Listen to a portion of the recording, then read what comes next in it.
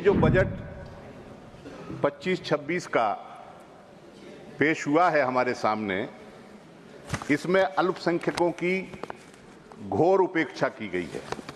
जो कटौती अल्पसंख्यकों से संबंधित मदों में की गई है, निश्चित रूप से इसके पीछे सबका साथ सबके विकास की फिलॉसफी नहीं है। मुसलमानों को और माइनॉरिटीज को, मुसलमानों को दुश्मन नंबर 1 और ईसाइयों को खतरा नंबर 2 बताया गया है। वो फिलॉसफी, वो दर्शन इस बजट के पीछे काम कर रहा है। आप श्री जावेद अली खान। धन्यवाद उपसभाध्यक्ष जी। मैं फिनांस के बारे में और अर्थशास्त्र के बारे में बहुत कुछ जानता नहीं हूं। जोड़ना और घटाना मुझे आता है, इतना मैथमेटिक्स में जानता हूं। क्योंकि मेरा समय कम है, इसलिए मैं बिल्कुल संक्षेप में अपनी बात रखूंगा। जी सर, जो बजट या कोई भी नीतिगत दस्तावेज होता है सरकार का, वो उसकी फिलॉसफी या उसके दर्शन को परिलक्षित करता है। ये जो बजट 25-26 का पेश हुआ है हमारे सामने, इसमें अल्पसंख्यकों की घोर उपेक्षा की गई है।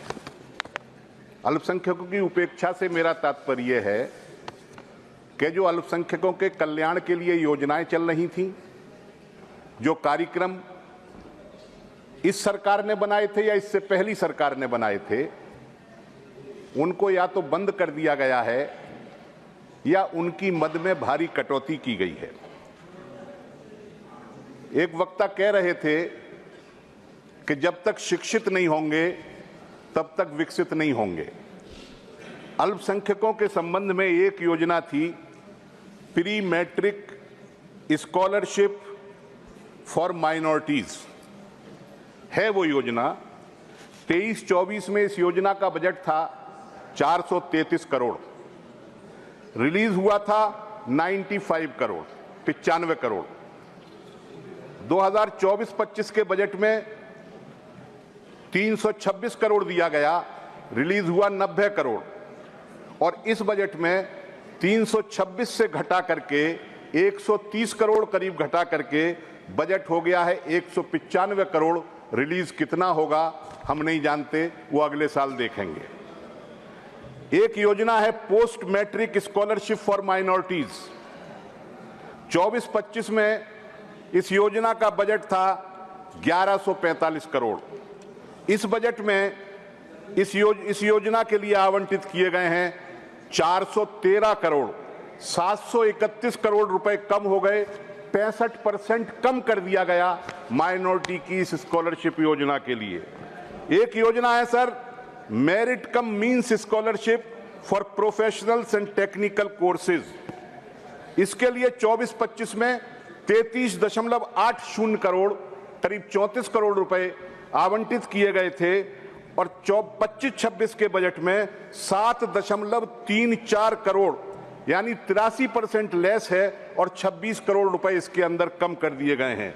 Overseas educational loan interest subsidy जो सरकार देती थी, 24-25 के बजट में 5.30 करोड़ दिया जाना था और इस बार घटा करके उसे मात्र 8.16 करोड़ कर दिया गया है। 7.14 करोड़ रुपए इस योजना के तहत भी कम कर दिए गए। मदरसा और माइनॉरिटीज स्कीम को पहले सैकड़ों करोड़ रुपए दिए जाते थे, अटल जी के जमाने में वो स्कीम शुरू हुई थी।